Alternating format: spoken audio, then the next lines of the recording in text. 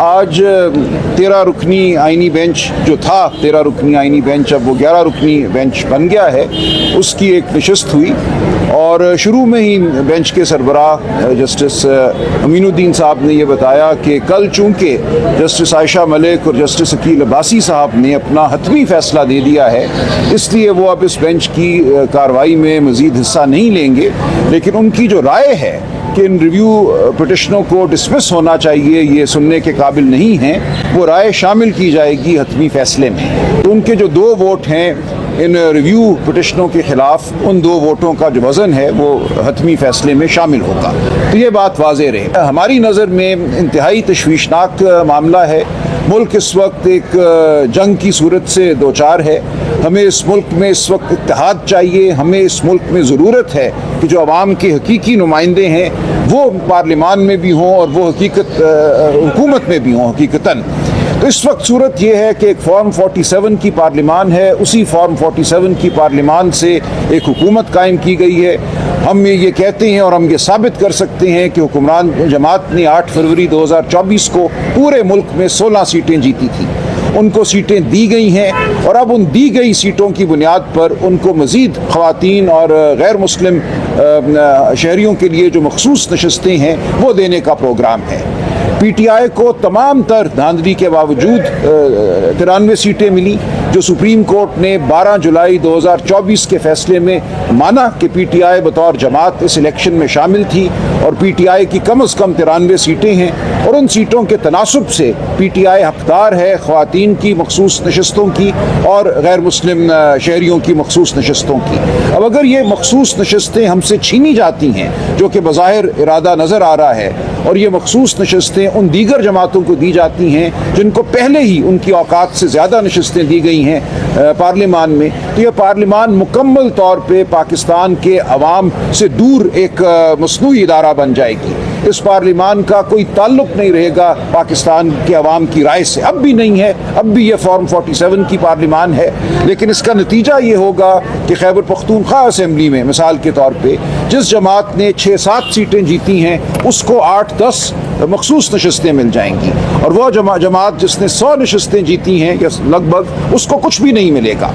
तो ये एक अजीबो-गरीब सूरत हाल है। ये पाकिस्तान की जमहूरियत पर मज़ीद हमला है और हम इस हमले का दिफा ज़रूर करेंगे, लेकिन 26वीं आइनी तरमीम का मकसद ही ये था कि जो 12 जुलाई 2024 का फ़ैसला था उस वक्त के 13 रुकनी बेंच का, जिसमें 8 जज साहिबान ने 2 टोक ये फ़ैसला दिया कि PTI 8 फरवरी 2024 के इलेक्शन में शामिल थी।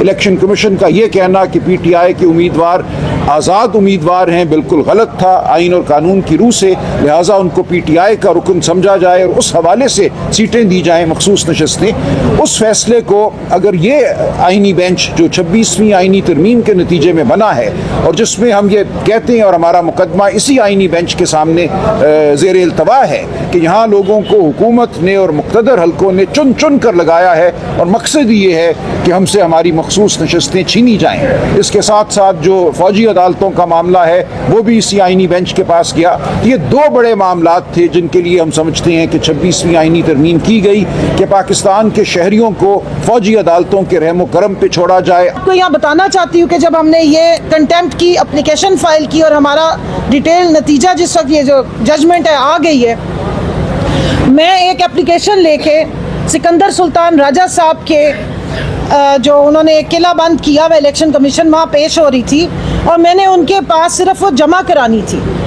एक अवामी नुमाइंदे या अवाम के टैक्स से चलने वाले पैसों से जो एक इदारा होता है उसमें किसको मना है कि वो अंदर नहीं जा सकते। मैंने NA 166 से के हल्के से इलेक्शन लड़ा हुआ है। मेरी 100 के करीब पटिशन्स और एप्लीकेशंस उसमें भी ECP में पड़ी हैं। मेरे साथ तकरीबन 80 के करीब ख़वातीन थी। इन्होंने गेट भी बंद किया, हमारे पे जाहिरियत की गई, वहाँ पे FC अंदर बुला ली गई, बाहर पुलिस बुला ली गई, इस्लामाबाद पुलिस, और हमें अंदर दाखिल नहीं होने दिया गया। यानी कि सिकंदर सुल्तान राजा साहब अपने नाम के मुताबिक वो अपने आप को सिकंदर और सुल्तान ही समझना शुरू हो गए कि वो किला बंद कर लेते हैं अगर कोई पाकिस्तान तहरीक इंसाफ से नुमाइंदा उनके पास दरख्वास्त भी लेकर जाए। ये रोल नहीं होता आईनी इदारों का। और जिस तरीके से उन्होंने पूरे इलेक्शन में रोल प्ले किया है, उसके बारे में जो डीसी साहब थे, यहाँ के कमिश्नर साहब थे रावलपिंडी के, उनका बयान जो है वो ऑन रिकॉर्ड पर रखा जाए और इसको हम बार बार याद कराते रहेंगे। अब आ जाए आप सुप्रीम कोर्ट में, आज की प्रोसीडिंग का राजा साहब ने बता दिया है। अब मैं समझती हूँ इन जजेस का बहुत बड़ा इम्तिहान है। पाकिस्तान बैरूनी दुश्मनों से इस वक्त लड़ रहा है, लेकिन अगर अंदर मुल्क के इंसाफ और रूल ऑफ लॉ नहीं होता तो फिर जो अंदर इंतशार फैलता है उसके खिलाफ हम लड़े हैं। जब आवाम को इंसाफ नहीं मिलता, जब आप मुल्क की सबसे बड़ी अदालत में बैठते हैं और सामने कायदे आज़म की तस्वीर के नीचे आयत पढ़ते हैं और नीचे जजेस को बैठा देखते हैं, तो आपके दिल में एक यकीन होना चाहिए कि यहाँ पर आपको इंसाफ मिलेगा। फिलहाल तो हमें वो यकीन नहीं होता और आंखों में आंसू आते हैं कई दफ़ा कि हम मुल्क के सबसे बड़ी अदालत, सबसे ऑगस्ट जो सुप्रीम कोर्ट है उसमें आए हैं और अभी भी हम डाउटफुल हैं कि हमें इंसाफ मिलेगा या नहीं मिलेगा। इसको ख़त्म करें, ये हमारे जजेस का इम्तिहान है। आपने कॉन्स्टिट्यूशनल बेंच बना दिया। 26वीं आईनी तरमीम इस रिजर्व सीट केस के कंक्लूजन के बाद हुई, जिस तरह हुई वो अफसोसनाक है। वो तारीख काले सफ़ों पे लिखी जाएगी, वो हिस्ट्री किस तरीके से जहरियत हुई, किस तरह अवाम के मुंतखब नुमाइंदों को दिन दहाड़े अगवा किया गया और उनसे फिर वोट लिए गए। रात को 3 बजे उठ के आप जो है वो इस तरह की अमेंडमेंट्स करते हैं, कॉन्स्टिट्यूशनल अमेंडमेंट्स करते हैं, और किस लॉ के तहत, किस कानून और आइन के तहत जो है ये इलेक्शन कमीशन ऑफ पाकिस्तान ने ये सीट्स जो है दूसरी जमातों में बांट दी और आज वो फिर एक ग्रीफ पार्टी बन के हमारे खिलाफ आके खड़े हो गए। ये इलेक्शन कमीशन है, ये सिलेक्शन कमीशन है। सो ये एक तो रोल था। और दूसरी बात मैं यहाँ डिमांड करूंगी, आज मुल्क के ऊपर हमारे रिवायती हरीफ ने, दुश्मन ने रात को 1 बजे अटैक किया। 9 मकामात पे मिसाइल अटैक हुए। सबसे पहला अटैक मेरी कॉन्स्टिट्यूंसी अहमदपुर शर्किया में हुआ, जहाँ पे ऑफिशियली 13 और एक्चुअल में 15 से 16 हलाकतें हुई है, शहादतें हुई हैं, वहाँ पर बच्चे शहीद किए गए हैं। और ऐसे मामले पे एक पॉलिटिकल जो आपने बनाया हुआ है प्रिजनर, ज़बरदस्ती उनको आपने कैद किया, वो मुल्क की आवाज़ है, वो मुल्क का हीलिंग टच है, वो मुल्क की बाइडिंग फोर्स है। अवाम उसके साथ खड़ी है, अवाम उसकी बात पे यकीन करती है। वो हकीकी वज़ीर आज़म है, उसको 10 घंटे ना लगते नेशनल सिक्योरिटी की मीटिंग कॉल करने के लिए।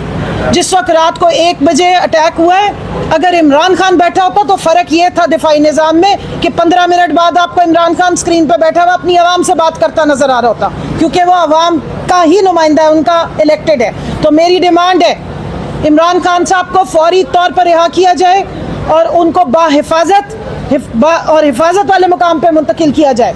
इसके साथ साथ आपके वज़ीर जो खारजा थे शाह महमूद कुरैशी साहब, डॉक्टर यास्मीन राशिद साहिबा, एजाज चौधरी साहब, हमारे साबिक गवर्नर उमर साहब और जितने हमारे वहाँ पर लोग, मियाँ महमूद रशीद जो लीडर ऑफ द अपोजिशन थे, फौरी तौर पे इनको कोट लखपत जेल से बाहिफाजत निकाला जाए, इनको रिलीज़ किया जाए। ये पॉलिटिकल प्रिजनर हैं, आप इनके साथ अपना पॉलिटिकल स्कोर सेट कर रहे हैं। इस वक्त मुल्क को ज़रूरत है कि यूनिटी की, ये अवाम के हकीकी नुमाइंदे, इनको फ़ौरन रिहा किया जाए और इनको हिफाजत वाले मुकाम पे इनको पहुंचाया जाए। इसके साथ